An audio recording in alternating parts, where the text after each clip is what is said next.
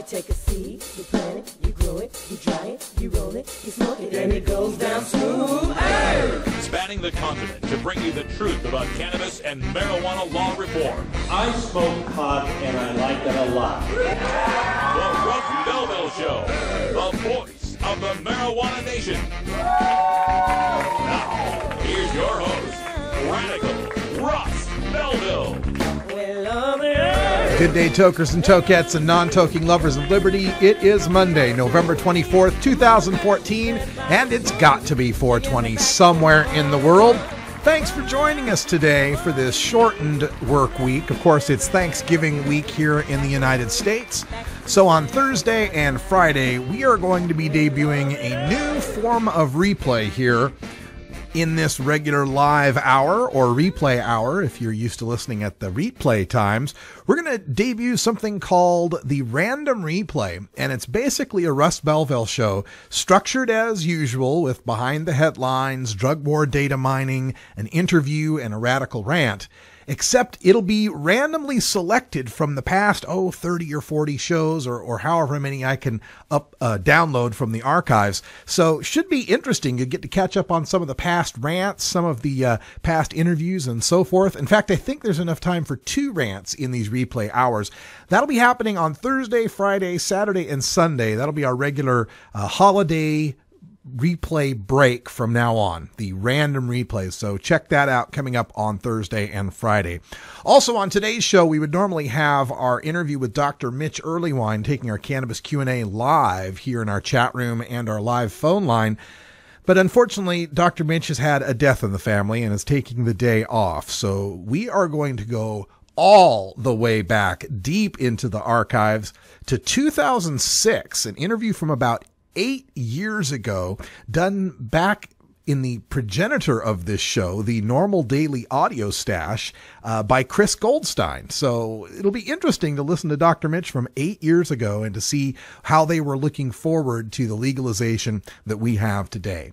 All right. Also coming up on today's show in the Radical Rant, there have been some radical changes proposed for Washington State's medical marijuana program, coming from a new bill pre-filed by Senator Jean Cole Wells. We'll tell you all about that in the Radical Rant. Also on the show today, we're going to go behind the headlines where there's a lot of negotiation between the big alcohol and tobacco industries and the newly emerging marijuana industries. And it seems big alcohol doesn't mind marijuana legalization except for one particular catchphrase: marijuana is safer than alcohol. We'll talk about that in Behind the Headlines. Also on the show today, drug war data mining, part 3 of our basic Excel tutorials for election reporting. We'll show you how to take the data formulas we've already created and make them sparkle, make them all pretty and ready for distribution. So stay tuned for that coming up right after the 420 radio news. And in the headlines today, the holiday marketing is on the rise for Thanksgiving weekend, the Black Friday weekend, and the marijuana industry is a part of it. We'll talk about what's happening in holiday marketing in Colorado. Also, new statistics from marijuana arrests in Philadelphia, Pennsylvania, following their adoption of decriminalization. We're looking at the Northeast for 2016 and what states in the Northeast would be next to legalize marijuana. We've also got an interesting case from Michigan where a court of appeals has vacated a conviction against a medical marijuana grower thanks to the prosecutor's own personal feelings about medical marijuana. And we go international to Chile, the South American country where moms are banding together, for medical marijuana for their children. It's all coming up on the Russ Belville Show, if I can learn how to talk. I'll be back right after this.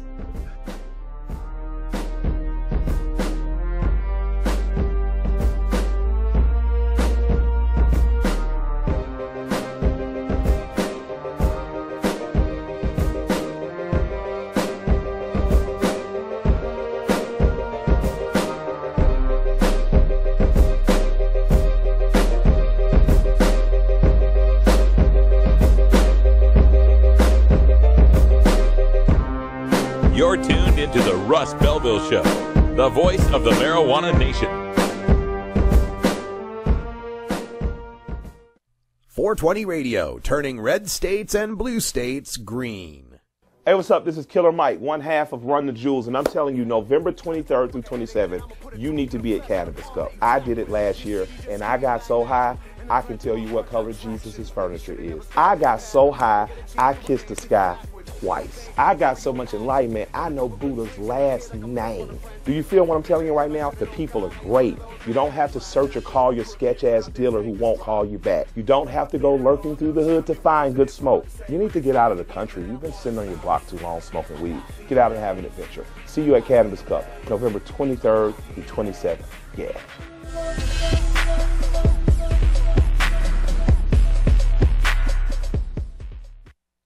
Professionals Against Prohibition, replaying Thursdays at 10 Pacific on 420radio.org. Hey, this is Willie Nelson for Normal. And I smoke pot and I like it a lot. I learned a long time ago that marijuana is a lot safer than alcohol. There's nothing wrong with the responsible use of marijuana by adults. It's time we stopped arresting and started respecting those who smoke marijuana responsibly. To learn what you can do to help, contact Normal at norml.org or call toll-free 888-67-NORMAL.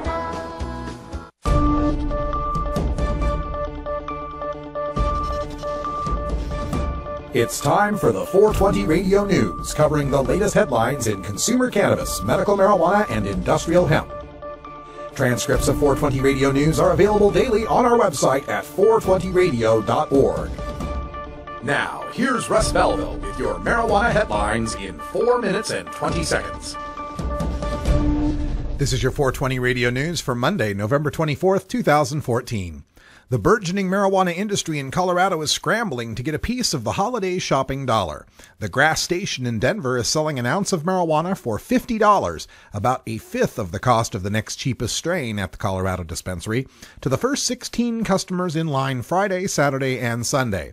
One of the state's largest edible pot makers, Sweet Grass Kitchen, debuted a new miniature pumpkin pie that delivers about as much punch as a medium-sized joint.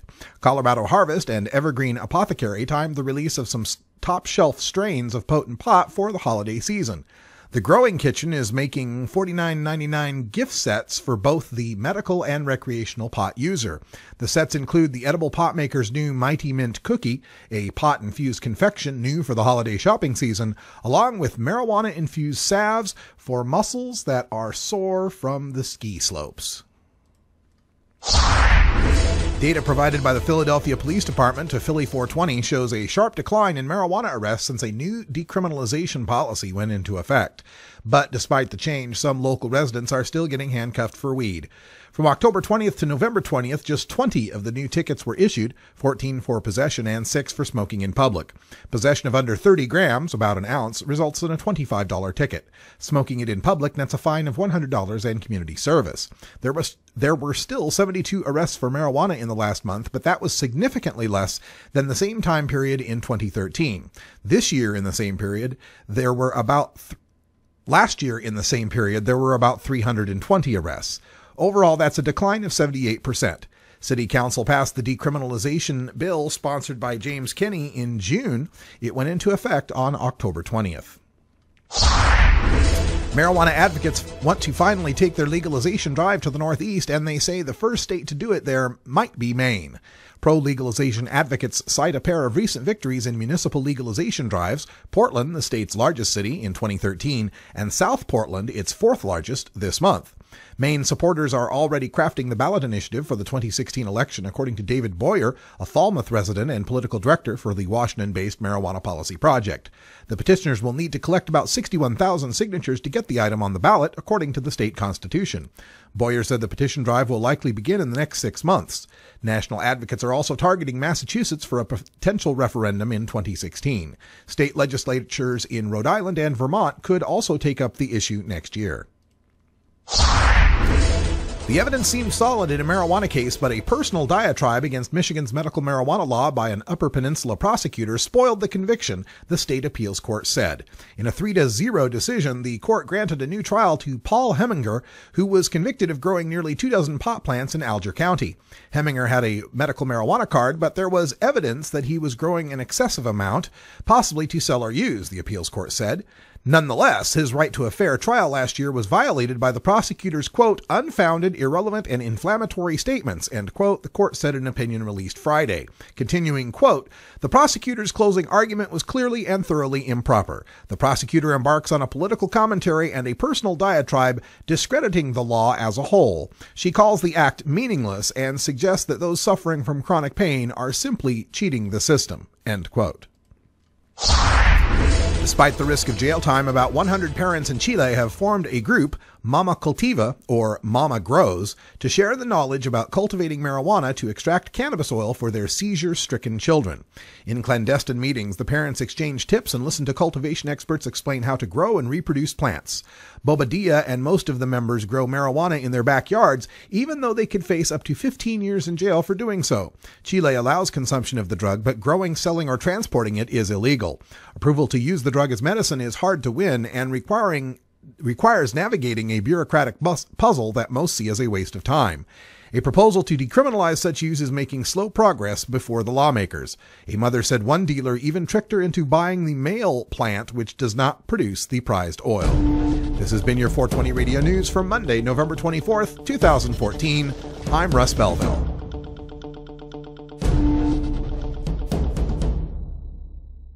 .420 Radio. Tune in, turn on, get hot.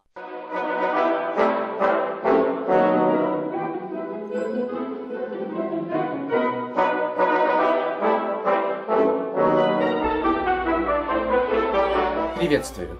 Меня зовут Дэнни Денко. Мы от журнала High Times приглашаем вас в Амстердам с 23 до 27 ноября, чтобы вместить ежегодный турнир Cannabis Cup, уже 27-й по счету. Там мы сравним множество будов марихуаны и гашиша из местных кофешопов. Еще у нас там выставка товаров, семинары по выращиванию, ночные концерты и вручение премии за лучшие в мире сорты марихуаны. Билеты можно купить на сайте cannabiscup.com. Ждем вас!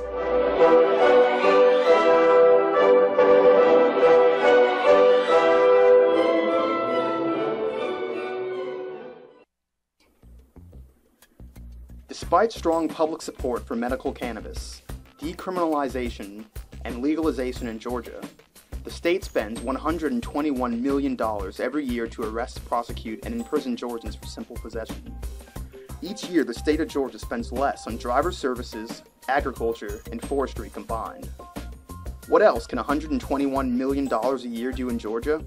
With that much money, the state could hire and keep 3,000 more teachers, improve roads and bridges, provide tax relief for small businesses, repair aging sewage systems, or lower taxes.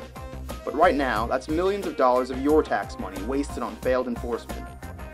Tell your representative you're tired of wasteful spending and ask them to end cannabis prohibition. Join the conversation at www.peachtreenormal.org. Peachtree Normal is a proud affiliate of NORML, the National Organization for the Reform of Marijuana Laws.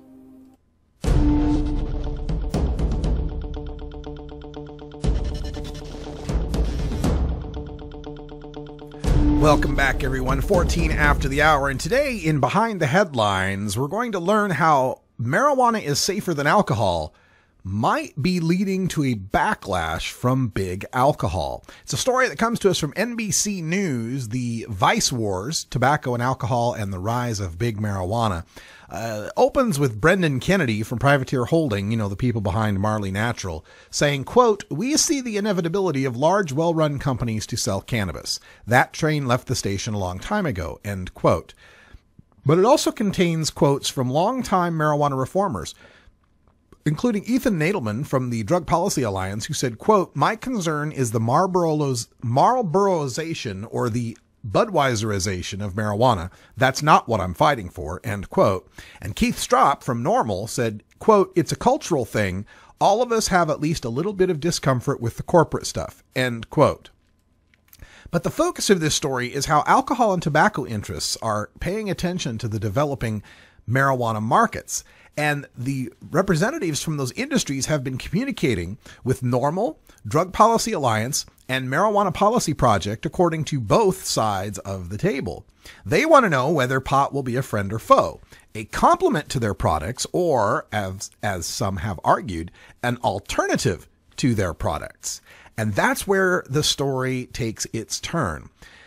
Alan St. Pierre from NORML talks about creating a Dionysus lobby built on the shared interests of alcohol, tobacco, and pot. Basically, all three of us want low taxes. We're tired of being sin taxed. We should be taxed like other goods. We should have the right to advertise freely, and we should have the right to make convenient sales. But we're plainly overregulated in Colorado and Washington. Even with Oregon's Measure 91 coming up in 2016, by the time our regulations start, it'll still be far more regulated than alcohol or tobacco and any other consumer good. And Alan St. Pierre also recounts meeting with members of the Distilled Spirits Council. That would be big liquor. They're called DISCUS, Distilled Spirits Council. They represent the leading producers and marketers of liquor. And the executive from the liquor industry said that they wouldn't fight legalization as long as the public supported legalization. So that's good. Estimated by the Discus people, that the people in liquor, about a third of them are for legalization, a third of them are neutral, and about a third of them are against it. So, we're not going to have much problem from liquor.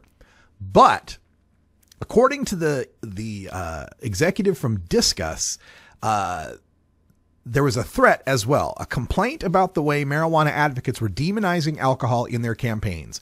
Marijuana is safer than alcohol is perhaps Marijuana Policy Project's most used slogan.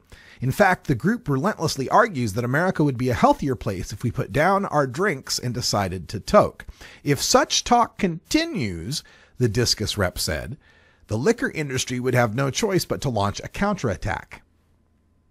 So this is where the backlash could happen, where instead of promoting how good marijuana is, we've been promoting how it's, that alcohol is bad in comparison. And that commercial we've run where it compares beer drinkers to, fat, gutted, wife-beating, drunk drivers. And so, I can see why the alcohol industry would be a little bit upset with that.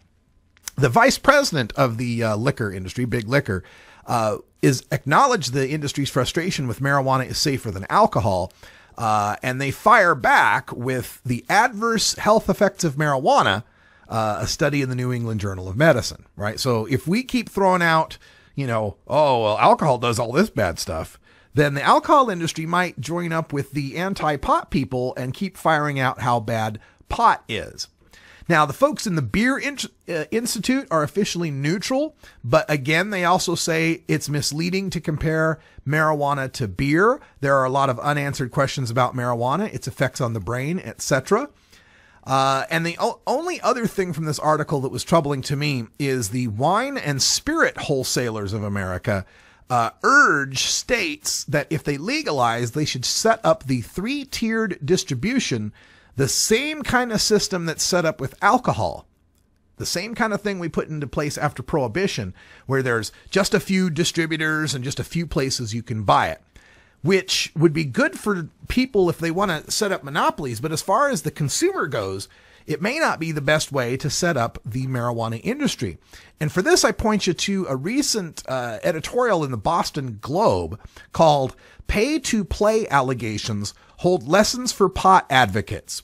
They write, after Prohibition, the Commonwealth, Massachusetts, and other states legalized alcohol in the wrong way, setting up a complicated distribution system that places sharp limits on where and from whom consumers can buy alcohol. These rules practically invited mischief by brewers, restaurants, wholesalers, and liquor stores. Since brewers of beer have only a few heavily regulated avenues to get their product to consumers, it's no wonder they may feel pressured to pay off restaurants to carry their products, and that restaurants may be tempted to demand such payments.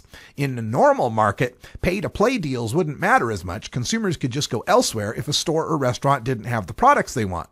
But since the law limits their buying options, sellers keep the upper hand. It's reasonable to fear that dispensaries will start to acquire the same kind of political clout that has allowed liquor stores and distributors to keep competition-stifling rules on beer distribution in place. And memo to the campaign to regulate marijuana like alcohol in Massachusetts: change your name. Interesting stuff happening with the big alcohol lobby. Oh, I could have smoked that pot. And you could have had a Duff beer to go along with it, Homer, I suppose. All right, folks, it's 20 after 4:20 in Denver, Colorado, 3:20 here in Portland, Oregon.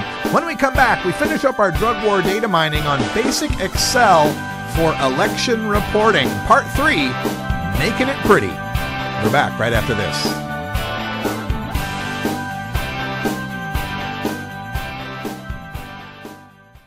420 Radio, the world's voice of marijuana legalization. Get.Buzz. .Buzz is the internet platform that fuels community interest, excitement, and new experiences.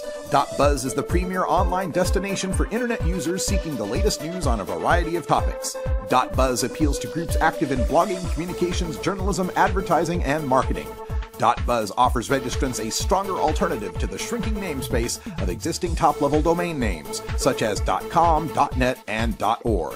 Get your name now at get.buzz.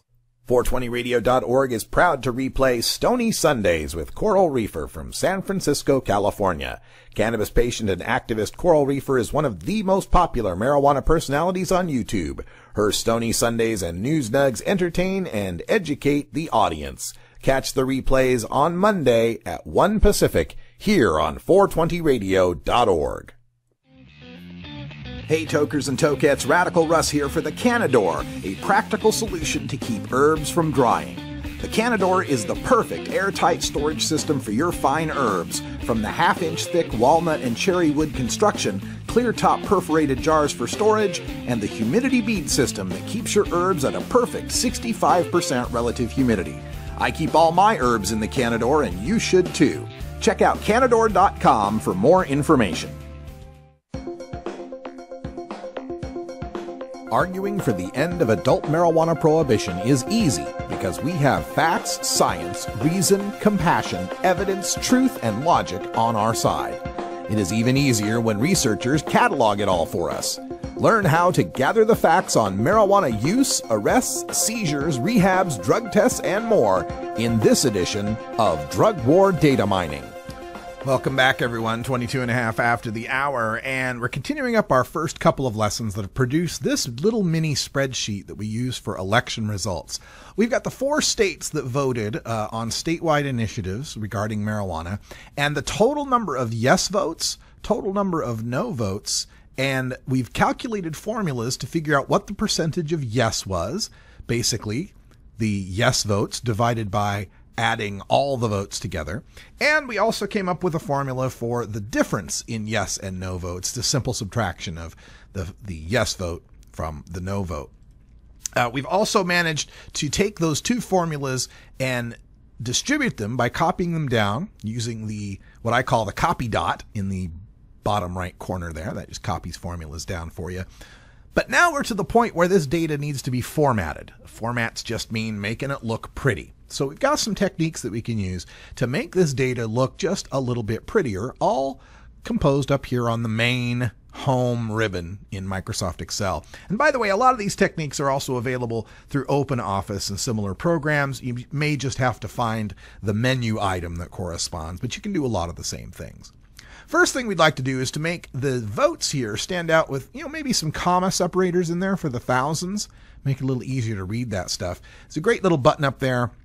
Looks like a comma. It's called comma style. And when you do that, you're going to get commas, indeed, for the thousands and the millions. But you also get 2 decimal places. Don't really need those because you're not going to get fractional votes. Right below the comma on the next row, there's a couple of little buttons for reducing decimals and increasing and decreasing. If you pick the decrease there a couple times, you'll reduce that so you're getting just the commas you're looking for. In a similar manner, you can get percentages of the vote by just clicking the little percent button up there at the top. It'll default to no decimal places. Maybe you want a little more accuracy. You can increase a couple of times if you want to see more accuracy to the vote there. And notice how it rounds.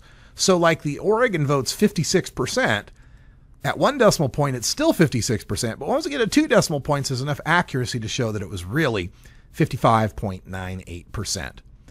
And for the difference, again, we'd probably want to use the comma here and reduce that a couple of decimal places. Now, as we look at this spreadsheet, you may want to adjust maybe the centering of the labels along the top. Centering's pretty easy. You can just highlight a few of those things and click a little center button up there at the top. Easy stuff to do. And now it's starting to kind of run off my screen. There's a great little trick you can use where if you want to set columns to the exact right size, you can highlight those columns, like those 5 columns there, and then between any 2 columns, you see how that little pointer changes to a double arrow? When you see that double arrow, just double click, and that'll change the sizes to all, perfect fit, I guess you could call it. Now, along the bottom here, would be nice perhaps if we had some totals. I thought it might be interesting to know, statewide, what was the total vote for marijuana in the 4 states that we just had in this election. Now, a lot of you will understand that there's a formula we can use for this called sum. And anytime you want to do math calculations, you always have to start with an equal sign. And then you can type sum and parenthesis. And what goes in the parentheses is the numbers you want to sum up. And just like we used our mouse to set up these figures, these formulas, we can do the same thing. But instead of separate clicks, we're going to do a click and drag. Click and drag that whole amount. You get this address, B2 through B5, close that, enter that, you got your total. You could also copy that across if you wanted to get what the total was for no, and it will change that formula. But there's a quicker way that you can get sum formulas. If you've got some places that you want summed up, like in these 2 cells here, we'd like totals for the columns up above them. Just highlight those 2 cells, and there's this great button up in the far right side. Looks like the Greek letter sigma. It's called Auto Sum. Click that button. Bam! It fills the sums in for you with the proper formulas. Now, we'll do some table formatting on this, change some colors, use some gradient shadings, all sorts of other ways of making this data look a lot prettier. But for now, we've got our number format set up, we've got our total formulas, our percentages, and our differences. It's your drug war data mining for basic Excel election reporting. You can find parts 1 and 2 available at my YouTube page, youtube.com/RadicalRuss. Any tips or tricks, just send them my way. You can get 420 Radio on the go with our Shoutcast stream for all internet-enabled media players. Go to rad-r.us/420shout or just click the Shoutcast icon below the live radio feed at 420radio.org. Are you a hypocrite? If you live a closeted cannabis lifestyle, you are. Read about 7 people living a closeted cannabis lifestyle who are on the verge of coming out in The Hypocrites by Mara K. Eaton. Available at areyouahypocrite.net. You can purchase the book on Amazon and Barnes & Noble, also available on iTunes. Check out Mara K. Eaton on Facebook as well. Learn more at areyouahypocrite.net. Georgia. Hi, this is Willie Nelson. Alcohol prohibition didn't work in the 1920s, and marijuana prohibition isn't working today. It's time we stopped arresting responsible marijuana smokers. It's the fair thing to do. For more information, contact NORML, the National Organization for the Reform of Marijuana Laws. Call toll-free 888-67-NORML or visit their website at norml.org. Growing plants indoors can be a rewarding hobby, but electricity bills can go through the roof. Then you have to cool down all those big hot lights. It can drive a grower insane. With Lush LED lighting, you can solve many of these issues and double your rewards. Matt and his scientists have developed the perfect light for flowering plants with far less cost and heat. And the results? Very effective. Check out LushLEDlighting.com right now and tell them Radical Russ sent you.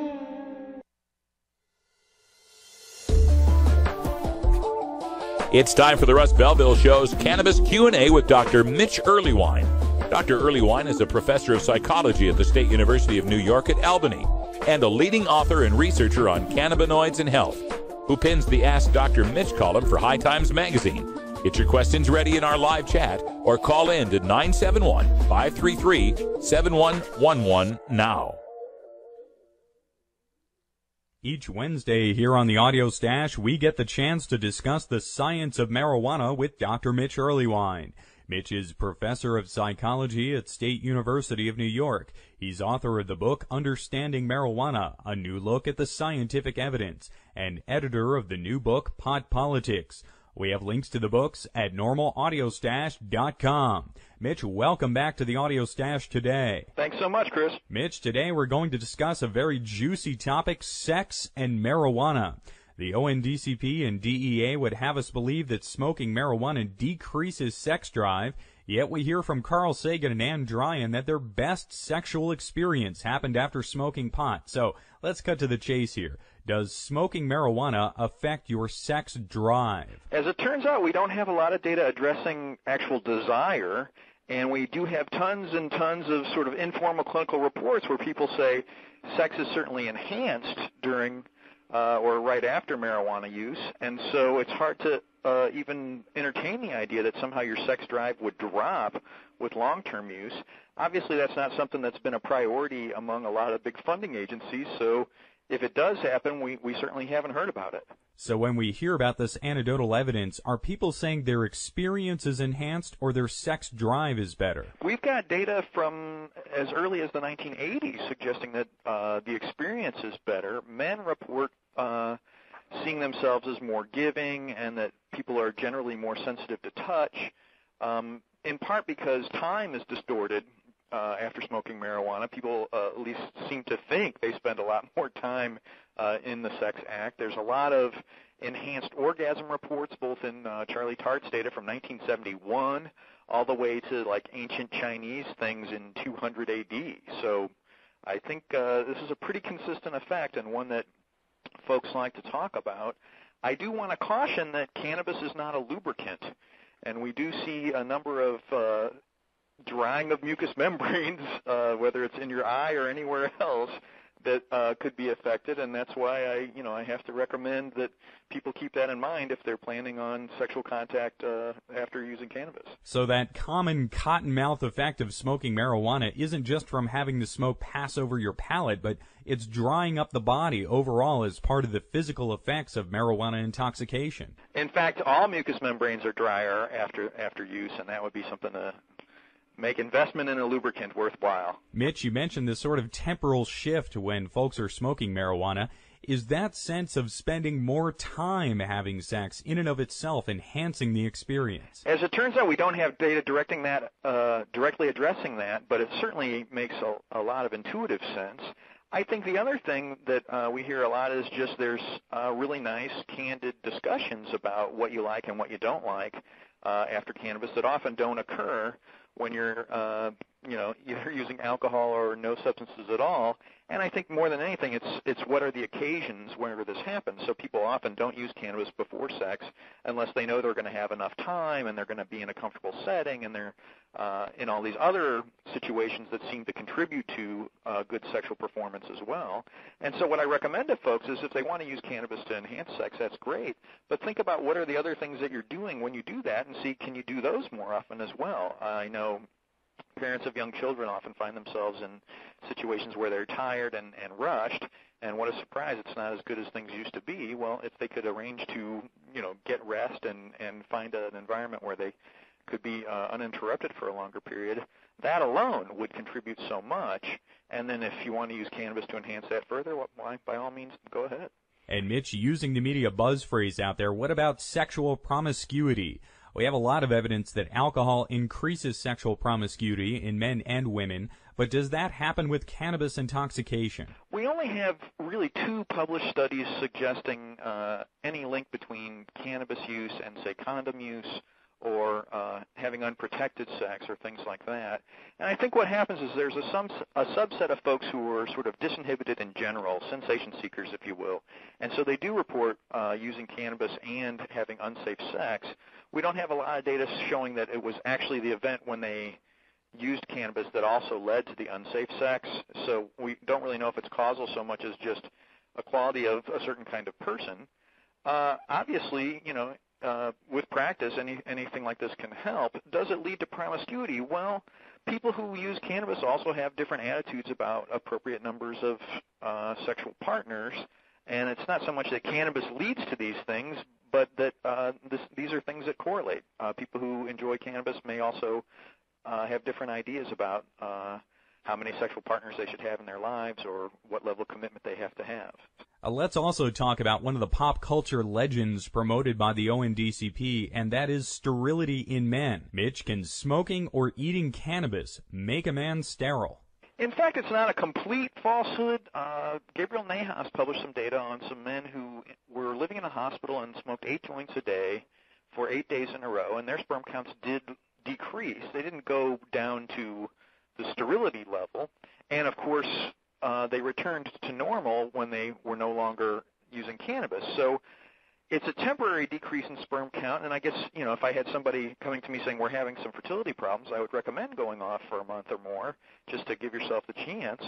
But it's nowhere near birth control, and that's the thing that really worries me, is that there may be folks out there thinking that heavy cannabis use would be a good way to prevent conception, and that's just not the case at all. And what about women? Is there anything that points to marijuana making women less able to conceive? What's funny is the only data we have are from studies of women who were having fertility problems, and they do have some women in those samples who used cannabis, and they don't show any differences in their ability to conceive, but ironically, they're the ones who had sex more often. So we don't know if it's that they actually do have a lowered probability, but they're having so much sex that makes up for it, or what.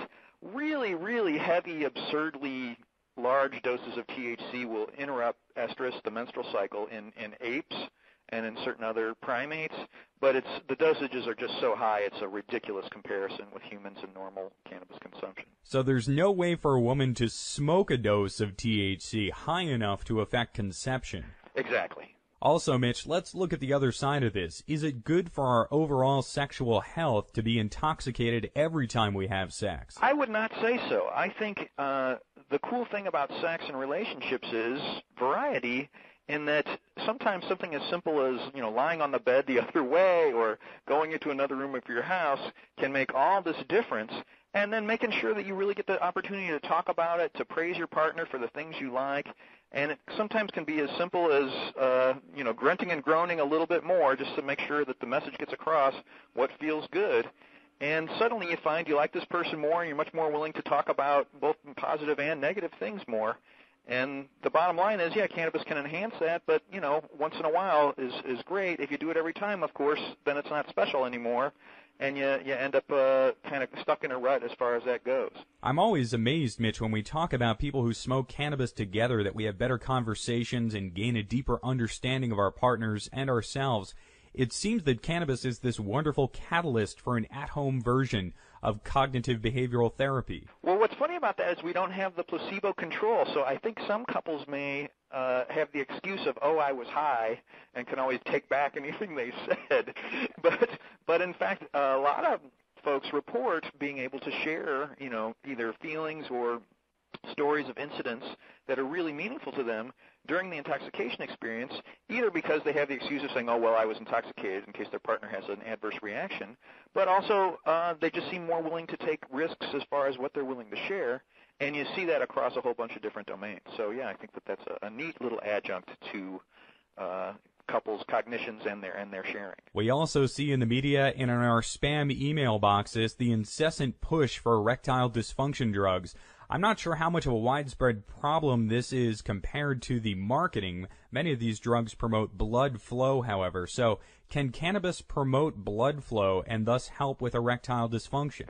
I think the key on this is this weird United States focus on sex having to require a big, hard penis. That's just not the case. What a wonderful thing it would be to say sexual contact doesn't necessarily mean a certain act and only that one. And I think cannabis often loosens people up with their expectations about what sex has to require in order to happen. And then with that pressure off, yeah, maybe you're more likely to have standard erectile functioning under those circumstances, but also be open to the idea that you can have, a lot of hugging and kissing and warm interaction and touching up against each other without the standard clinical definition of erection. The irony, too, is I think cannabis enhances sensation, and that's the source of erection we'd really like there to be, not some artificial trapping of blood in certain areas of the body. Yeah. So, Mitch, do you think that American men really have this incredible rate of medical problems with their erections, or do we just have a skewed view of the sexual act in this country? I think it's a little of each. As the baby boomers are aging, we do see also people are more candid about fessing up to having erectile dysfunction. But this American perseveration on erection isn't absolutely required seems to really be there. And as these drugs got developed, I felt like the marketing of that got more and more severe and absurd. So in the end here, whether we're married or single with one or a variety of sexual partners, we should be seeking out an enhanced experience with sex, not necessarily an enhanced erection. Better communication and sensuality. This may sound like a feminist stance here, but this is something that works for men just as well for women. In fact, men who, have only one partner and who report a lot of depth in the relationship in general also do report enhanced sexual experiences where folks who have multiple partners and don't have the same level of connection often in the long term suggest that their sex is not enhanced. In fact, it's no longer as fulfilling and connecting as it could be. And there's also that BBC report earlier this year showing that married couples actually have more sex over their lifetime than their single counterparts. And that's a study that my wife reminds me of often. Mitch, I want to thank you again for joining us here today. This has been a great topic. Always a pleasure, Chris. Dr. Mitch Earlywine is professor of psychology at State University of New York. He's author of the book Understanding Marijuana, A New Look at the Scientific Evidence, and editor of the new book Pot Politics. We have links to the books at normalaudio-stash.com. That's classic Normal Audio Stash with the creator of My Job, Chris Goldstein, all the way back from December of 2006. And again, our condolences go out to Dr. Earlywine and his family, Dr. Earlywine is off for the day, and the family is recovering and mourning the loss of a family member. So we'll talk to Dr. Mitch again next week. We got the anti-drug public service announcement of the day coming up next, and then a radical rant on changes proposed for Washington State's medical marijuana program. Stick around.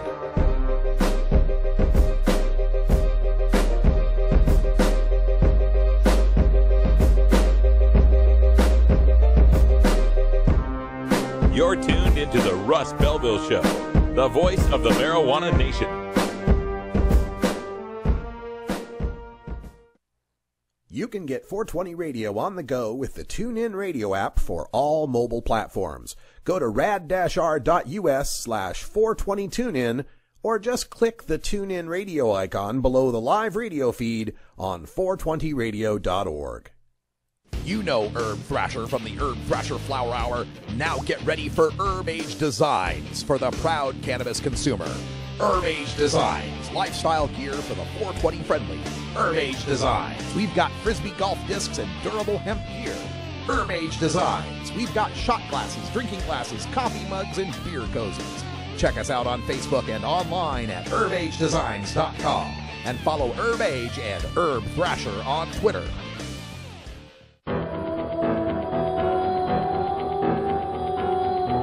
In the interest of fair and balanced journalism, the Russ Belville Show presents the anti-drug public service announcement of the day.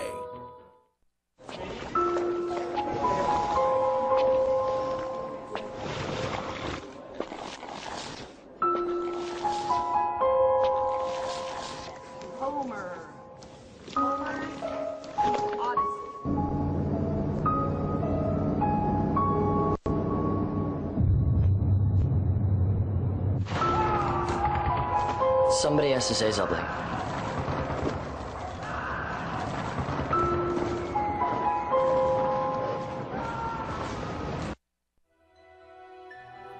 This has been the anti-drug public service announcement of the day. To cure this sort of reefer madness, listen to the Russ Belville Show every weekday on 420radio.org. Adam Hand of Handmade Apparel produces quality custom designs for t-shirts, hats, and other apparel. Handmade Apparel is the official design shop for 420 Radio among many clients who rely on Adam Hand for everything from short-run custom projects to full-run clothing lines. Visit handmadeapparel.biz to browse the selection of handmade gear or to get a personal quote for your own designs. Handmade Apparel, a proud supporter of 420radio.org. Can't handle the truth. Entirely legitimate topic for debate. You have offended my family. Hey, this is great, man. And you have offended a Shaolin temple. One major responsibility is to encourage people to use less drugs. I know nothing. I support a change in law to end federal criminal penalties for possession of up to 1 ounce of marijuana. We don't need no stinking budget. Homosexuality, immorality general. Down the centuries you have slurred the meaning of the words we the people. Be warned, this is not your mother's marijuana. You could ask yourself a question. Do I feel lucky? Well, do you, punk? I want to ask you a bunch of questions. I want to have them answered immediately. Surely you can't be serious. I am serious. And don't call me Shirley. Radical Rant. All right, folks, welcome back. 46 and a half after the hour, and today we're taking a look north to Washington State, where there are some radical changes proposed for their medical marijuana program. You know, since they passed Washington State Initiative 502 in 2012, it's just become impossible to ignore the unregulated nature of Washington's medical marijuana. A lot of people don't realize that of all the 23 medical marijuana states, only California and Washington State have no patient registry. And Washington State is second only to California in having very little regulation over what's going on with dispensaries and growers and so forth. There have been many attempts in the past to try to rectify that situation. They've all blown up in the legislature. They've all had problems getting on the ballot or passing, or when they do pass, get line item vetoed by the former governor. So there are these huge problems people have tried to solve in the past, these huge disparities. And now it seems we're about ready for those disparities to be addressed, because in the first 2 years of I-502, the way the Washington Constitution is written, the legislature can't mess with an initiative for the first 2 years after it's passed unless they could get a supermajority of the votes. I don't remember if it's 2/3 or 60% or something like that. I think it's 2/3. So it was damn near impossible for the Washington legislature to make any major changes that would affect how I-502 works. I really wish we had such a clause in the Oregon legislature right now where if we pass an initiative, they can't mess with it for 2 years. But I digress. So now 2 years have passed. And in Washington State, they only need a majority to be able to make major changes. And I have a feeling that this is the session where some of those major changes will happen. The problem, as far as the legislature sees it in Olympia, is you've got this newly legalized recreational marijuana market, and it's having to compete with this pretty much unregulated medical marijuana market.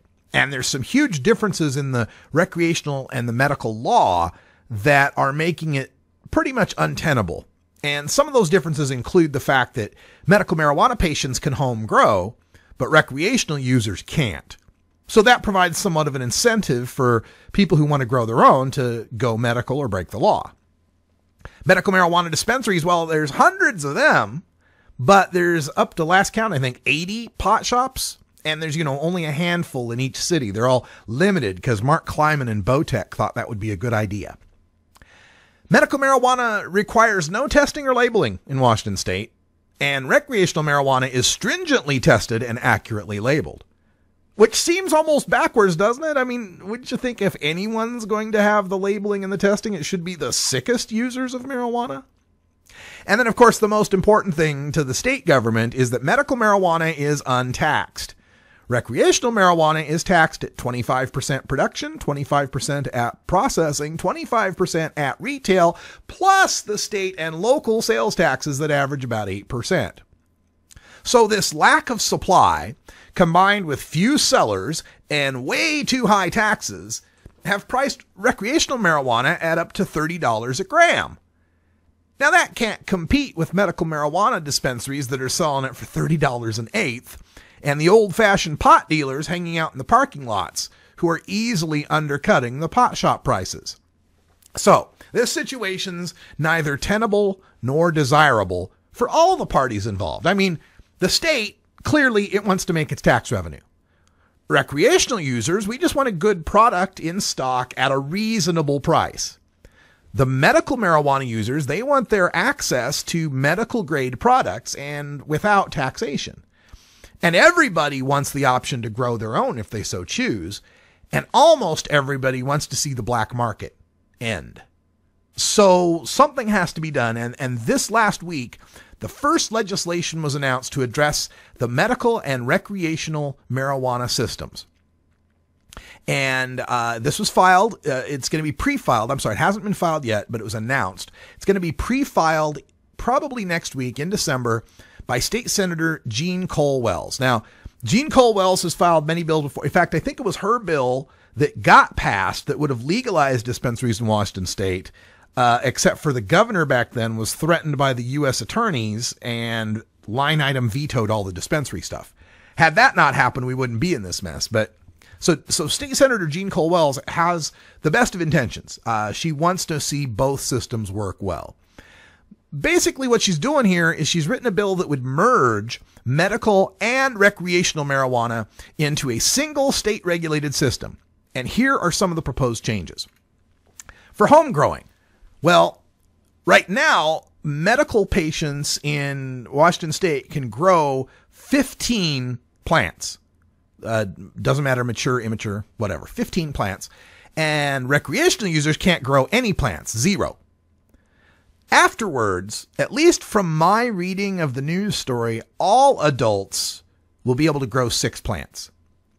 I didn't get any more detail than that. I don't know if they'll have an exemption for medical users who sign up for a voluntary registry. If they'll be able to still grow 15 plants, we're going to have to get more information in December when the bill is actually pre-filed.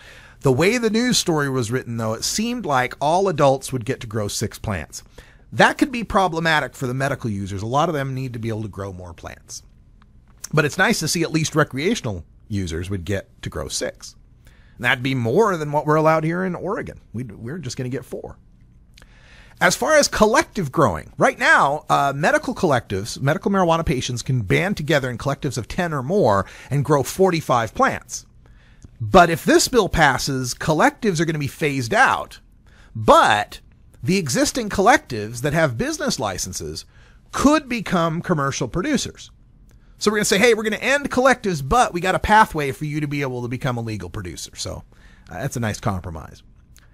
As far as the medical shops, the dispensaries, well, right now they're unregulated and unlicensed, but afterwards they're going to be banned. There won't be medical dispensaries, but the state will remove the limit on how many pot shops there can be and will allow those dispensaries to become commercial pot shops.